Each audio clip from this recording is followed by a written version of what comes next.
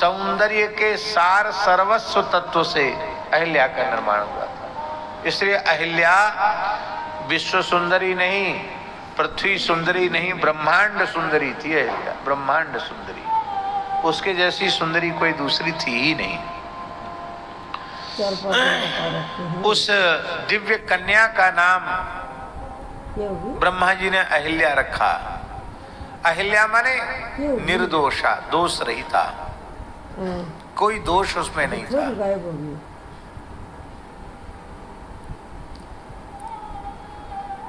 एक से ज्यादा 3 हो रही है, 5 छोरी गायब हो रही है। अन्य कह मेरा है पर्ची लेकर जा रही है, कुछ बन के आएंगे। उस कन्या को देखकर उसको प्राप्त करने के अभिलाषा सबके मन में हो। ब्रह्मा जी हमको दे दें, ये ब्रह्मा जी हमको दे दें, ब्रह्मा जी हमको दे दें। तो ब्रह्मा जी ने नजर डाली, इनमें अहिल्या को चाहने वाले कितने हैं, एकाध तो कोई होगा जो न चाहता हो। तो महाराज जी उस समुदाय में केवल महर्षि गौतम ऐसे थे जो अत्यंत निर्विकार भाव से खड़े थे। उनके मन में अहिल्या की प्राप्ति का कोई संकल्प नहीं था। इस प्रकार का जो संयमी सदाचारी है, धर्मनिष्ठ है, वही वस्तुतः अहिल्या का संरक्षण कर सकता है। उनकी और कठोर परीक्षा करने के लिए ब्रह्मा जी ने कहा कि हे महर्षि गौतम, हम तुम्हारे पास धरोहर के रूप में कुछ काल अहिल्या को रखते हैं। धरोहर जानते हो ना, न्यास। हम धरोहर के रूप में दे रहे हैं, जब हमें आवश्यकता होगी तो हम अपनी धरोहर वापस ले लेंगे। हजारों वर्ष तक गौतम जी के पास अहिल्या रही आई, पर अहिल्या के अत्यंत निकट रहने पर भी महर्षि गौतम सर्वथा निर्विकार ही रहे। तब ब्रह्मा जी ने अपनी धरोहर वापस ले ली और समझ लिया इस सर्वोत्कृष्ट सुंदरी के योग्य केवल गौतम ही है। लेकिन मैं सीधे गौतम को दे दूंगा तो भी कोई न कोई मेरे प्रति भेद का आरोप करेंगे। तब आपने कहा कि जो सबसे जल्दी पृथ्वी की परिक्रमा करके आ जाएगा उसको हम ये कन्या दे देंगे। ओ देवता तो पहले से ही बहुत व्याकुल थे, ये कैसे मिल जाए। पर गौतम जी के मन में तो कोई कामना नहीं थी, धरोहर को वापस कर दिया। ब्रह्मा जी ने उनको कहा कि नहीं, तुम अवश्य पृथ्वी की परिक्रमा करो। तब श्री महर्षि गौतम ने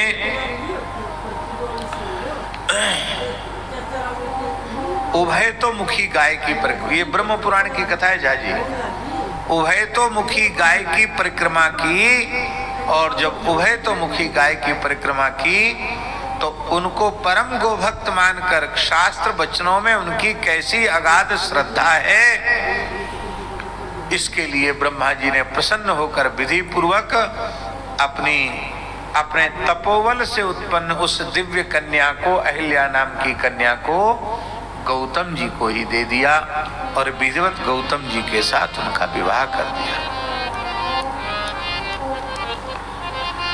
तो कामधेनु प्रसव कर रही थी, उसको देखकर उन्होंने परिक्रमा कर लिया और इस प्रकार से गौतम जी को गौ माता की कृपा से अहिल्या की प्राप्ति हुई। और उस समय इंद्र ने मात्सर्य के कारण, ईर्ष्या के कारण, कि जिस अहिल्या को मैं ही चाहता था, मैं ही अधिकारी था, क्योंकि मैं संपूर्ण देवताओं का राजा हूं, पर मैं देखते ही रह गया, मुझे नहीं मिली अहिल्या। और आगे की कथा आप सबको प्राप्त है, सब समझते हैं उस कथा को कि इंद्र ने गौतम का वेश बना करके अहिल्या के व्रत को धर्षित किया और गौतम महर्षि ने सहस्त्रभग होने का श्राप इनको दे दिया। ये ब्रह्म पुराण की कथा है। और अहिल्या को नदी होने का श्राप दे दिया और अहिल्या से कहा कि तुम गौतमी गंगा से जब मिलोगी, इस गौतमी गंगा को ही गोदावरी गंगा कहा गया। गोदावरी का बड़ा महात्म्य है ब्रह्म पुराण में। तो तुम गौतमी गंगा से मिलोगी तो अपने स्वरूप को प्राप्त कर लोगी। अहिल्या ने अपने स्वरूप को प्राप्त किया, ऐसी भी कथा है। और इंद्र के क्षमा याचना करने पर श्री गौतम जी ने कहा, इस गौतमी गोदावरी गंगा में तुम्हारे स्नान करने से संपूर्ण पाप धुल जाएंगे और तुम्हारे शरीर में जो भग के चिन्ह हो गए हैं, योनि के चिन्ह, वो सब नेत्रों के चिन्ह के रूप में परिवर्तित हो जाएंगे। तब से अहिल्या और गोदावरी गंगा का जो संगम तीर्थ है उसको इंद्र तीर्थ कहा जाने लगा। ऐसा ब्रह्मवैवर्त पुराण में वर्णन है। गौतमी गंगा के प्रभाव से अहिल्या को अपने स्वरूप की प्राप्ति हुई, इंद्र सहस्राक्ष हो गए, ऐसा पुराणों में वर्णन है। बोलो गोदावरी गंगा की। तो गोदावरी का भी बड़ा भारी महात्म्य है। लगभग झाजी 80 अध्यायों में महात्म्य है। हाँ, इतना विस्तृत है वो, तो पूरा देखना चाहिए। सूची में देखने से केवल पता नहीं चलेगा, ग्रंथ को देखना पड़ेगा, तब पता चलेगा। जहां से गोदावरी महात्म्य शुरू हुआ, बहुत विस्तृत गोदावरी महात्म्य। पुराने महात्मा प्रायः सभी संत गोदावरी परिक्रमा करते थे। और जानते हैं कैसे करते थे? 12 वर्ष में परिक्रमा करते थे। कितने वर्ष में? 12 वर्ष और 12 दिन। 12 वर्ष और 12 दिन। 12 वर्ष 12 दिन में परिक्रमा पूर्ण करते थे पैदल। उसमें नियम है किस तीर्थ में कितने दिन रहना है। श्री नर्मदा जी की परिक्रमा और श्री गोदावरी जी की परिक्रमा, दो की परिक्रमा का महात्म्य पुराणों में बहुत अधिक है। भगवत कृपा से नर्मदा जी की परिक्रमा तो खूब चल रही है। अब इस समय गोदावरी परिक्रमा थोड़ी कम हो गई और गोदावरी के तट पर थोड़े म्लेच्छ भी बढ़ गए। दोनों बातें हैं। म्लेच्छ क्यों बढ़े? क्योंकि अधिक लंबी है, बड़ी है। तो कुछ विरक्त संत जा रहे हैं परिक्रमा वाहन से, तो कुछ निश्चित संख्या में कुछ संत भी जाएंगे। दास के भी जाने का विचार है। स्वामी सुधानंद जी भी हमारे साथ रहेंगे। और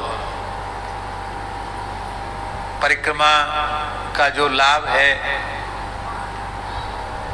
वो गृहस्थ व्यक्ति तो उसमें नहीं जाएंगे, बाबा जी ही जाएंगे, वो भी निश्चित संख्या में जाएंगे। तो बाकी आप लोगों को गोदावरी दर्शन और गोदावरी परिक्रमा का सोशल मीडिया के माध्यम से बढ़िया लाभ मिल जाएगा। बीच बीच में जो कहीं जाके दर्शन यात्रा का करना चाहें वो कर भी सकते हैं, यात्रा का दर्शन। क्योंकि बाबा जी तो चाहे जैसे गुजारा कर लें, और जब गृहस्थ परिवार हो जाते तो फिर थोड़ी सी बाध्यताएं बहुत बढ़ जाती हैं। और बाबा जियों का तो खाम जानते हो, कभी घी घना, कभी मुट्ठी चना और कभी वो भी मना। तीनों में प्रसन्न रहे उनको बाबा जी कहते हैं। रुकने की जगह मिले तो खुले मैदान में पड़ जाएं, चाहे जैसी परिस्थिति में गुजारा कर लें। और बाकी सब लोगों के लिए संभव नहीं है। महात्मा कोई एक लंगोटी में ही रहते हो, कोई नंग धड़ंग रहते हैं। महात्मा भी सब तरह के होते हैं। तो साधुओं का गुजारा तो हो जाता है, बाकी सबका गुजारा सबके साथ नहीं होता है। तो ये बड़ी भारी इसकी महिमा है। इसलिए उभय मुखी गो परिक्रमा, महिमा पृथ्वी के समान। ब्रह्मा रच सुंदरी, अहिल्या गौतम दीनी। इंद्रादिक देवता तासु अभिलाषा कीनी। ब्रह्मा धरा परिक्रमा करे व्यवस्था दीनी। प्रसव मुखी कामधेनु